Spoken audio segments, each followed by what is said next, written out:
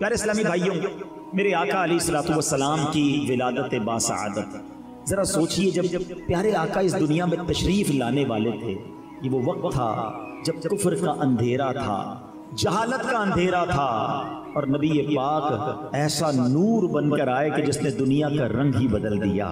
नबी पाक जब तशरीफ लाए तो इस्लाम का नूर ऐसा फैला कि जिसने सारे आलम को रोशन कर दिया। दुनिया का दस्तूर है, जब कोई अहम इवेंट होने वाला होता है ना, उसकी अनाउंसमेंट की जाती है। अच्छा, जैसा इवेंट ऐसी अनाउंसमेंट। तो जब रब के हबीब ने आना था, जिनके सबब कायनात बनी है, याद रखिएगा नबी पाक अलैहिस्सलातु वस्सलाम वजह तख्लीक़े कायनात हैं। He is the reason of the all creation. और ये हदीस कुदसी में है, अल्लाह फरमाता है, ए महबूब मैं तुम्हें ना बनाता तो ये कायनात ना बनाता। जब तो आला हज़रत कहते हैं ना, ज़मीनो ज़मा तुम्हारे लिए, मकीनो मकान तुम्हारे लिए, चुनीनो चुना तुम्हारे लिए, आका बने दो जहां तुम्हारे लिए। तो ये कायनात नबी पाक के लिए बनी है। तो अब आपकी आमद का वक्त था, तो एक ऐसा अनाउंसमेंट दुनिया में हुआ, ऐसे वाकयात होने लगे कि दुनिया को गोया झंझोड़ दिया गया।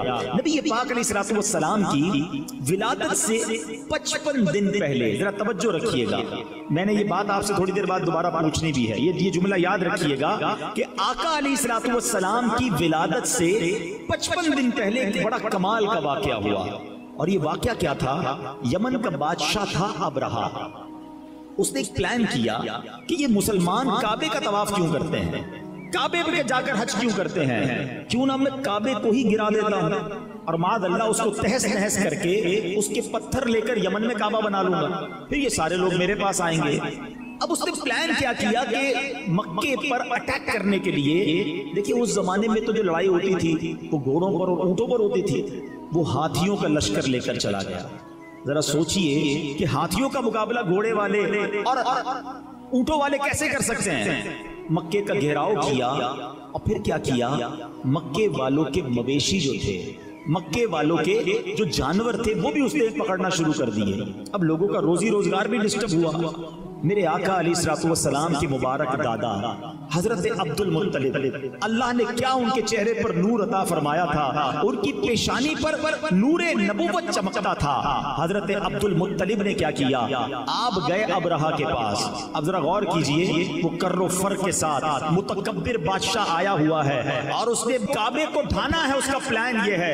हजरत अब्दुल मुत्तलिब उसके खेमे में गए, बाहर से पैगाम भिजवाया गया कि मक्के का सरदार आया है। हो सकता है उसने सोचा हो कि मुझसे मिन्नतें की जाएंगी, मुझसे नेगोशिएशंस की जाएंगी, बड़े तकब्बुर के साथ बैठा है। हजरत अब्दुल मुत्तलिब उसके खेमे में दाखिल होते हैं, अल्लाह ने उनकी पेशानी पर ऐसा नूर अता किया था, वो खेमे में दाखिल हुए, अबरहा रोब में आ गया, इज्जत के लिए खड़ा हो गया, अपने बराबर में बिठाया और कहा, हजरत फरमाइए कैसे आना हुआ।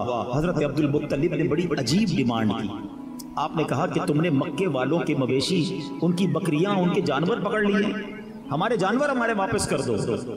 अबरहा कहता है, मैं तो समझा आप काबे की बात करेंगे, अपने मरकज की बात करेंगे, आप तो काबे की बात ही नहीं कर रहे, आपको फकत अपने जानवरों की फिक्र है। अल्लाह अकबर। हजरत अब्दुल मुत्तलिब का वो जवाब आज भी सीरत की किताबों में सुनहरे हुरूफ से लिखा है। क्या कमाल का जवाब दिया। आप फरमाते हैं, जानवरों के मालिक हम हैं, हमारे जानवर हमें दे दो, काबा जिसका घर है वो खुद ही हिफाजत कर लेगा, काबे का मालिक उसकी हिफाजत करेगा। अबरहा को बात समझ न आई, वो समझने लगा कि लगता है कंफ्यूज हो गए हैं, लगता है डर गए हैं, जानवर छोड़ दिए गए। हजरत अब्दुल मुत्तलिब ने अजब अनाउंसमेंट किया, मक्के वालों से कहा, सारे लोग अपने जानवर लें और पहाड़ों पर चले जाएं। आज जो मक्के शरीफ गए हैं उन्हें पता है काबे के गिर्द पहाड़ हैं, अब तो कई पहाड़ तोड़ दिए गए, होटल्स बना दिए गए, मगर उस जमाने में सिर्फ पहाड़ ही पहाड़ थे। थोड़ा सा इमेजिनेशन करें, सिर्फ काबा है, हरम शरीफ नहीं बना, बल्कि चारों तरफ पहाड़ हैं। मक्के वाले सारे पहाड़ों पर चले गए, नोबडी डेयर टू रेजिस्ट, कोई वहां पर रुकावट लेने के लिए तैयार नहीं है। फकत हजरत अब्दुल मुत्तलिब अब काबे पर जाते हैं, काबे की दीवार को थामते हैं और वो रिक्कत अंगेज दुआ करते हैं कि ऐ रब्बे करीम, ऐ काबे के मालिक, आज तुझे अपनी कुदरत का नजारा दिखाना है, आज इन जालिमों को तूने बताना है कि तू और तेरे मानने वाले हक पर हैं। आप रिक्कत अंगेज दुआएं करते रहे, अल्लाह को पुकारते रहे और उसके बाद आप भी काबे के से दूर होकर पहाड़ पर चले गए। ये कैसा हमला था कि शहर में कोई हिफाजत के लिए खड़ा नहीं था, फकत काबा है और हाथी का लश्कर है। और अब हुक्म किया, अब अब्राहा ने ऑर्डर दिया कि हाथी चले और काबे को तहस नहस करके रख दें। मगर अब दुनिया ने एक अजब नजारा देखा, अब अल्लाह ने अपनी कुदरत का एक अजब नजारा दिखाया। जिस हाथी पर अब्राहा बैठता था वो हाथी अपनी जगह से टस से बस नहीं हो रहा था। काबे की तरफ रुख करते थे, वो मूव नहीं करता था, उसका रुख चेंज करते, वो चलना शुरू कर देता। और अब अल्लाह करीम ने इसके मुकाबले के लिए क्या भेजा? दुनिया का दस्तूर है, आर्मी का मुकाबला आर्मी करती है, नेवी का मुकाबला नेवी करती है, एयरफोर्स के लिए एयरक्राफ्ट भेजे जाते हैं। अब हाथी हैं और मुकाबले के लिए भेजा क्या है मेरे रब ने? मुट्ठी में आने वाला परिंदा अबाबील। अरे चील जितना परिंदा भी कोई ना भेजा, रब ने अबाबील के लश्कर भेजे जो खुद मुट्ठी में आ जाता है, जिसका अपना वजन चंद ग्राम है। बताओ उसकी चोंच और उसके पंजों में कितना भारी कंकर होगा, कितने छोटे से कंकर हैं। मुकाबला हाथी से है। अल्लाह अकबर। रब्बे करीम ने अपनी कुदरत का कैसा नजारा दिखाया।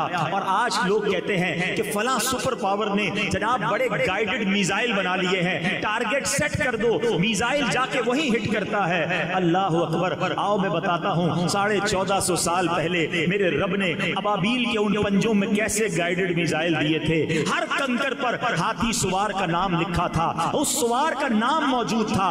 अब ये जब लश्कर आते हैं उसके बाद क्या होता है? आज तक कई बार सूरह फील आपने कुरान में पढ़ी होगी, इमाम साहब ने पढ़ी होगी, आपने सुनी होगी, मगर आज जरा सूरह फील को इस वाक़े की पस मंजर में समझिए, मजीद ईमान ताजा होगा। रब्बे करीम कुरान मजीद में इरशाद फरमाता है, अलम तरा कैफ फअल रब्बुका बिअस्हाबिल फील।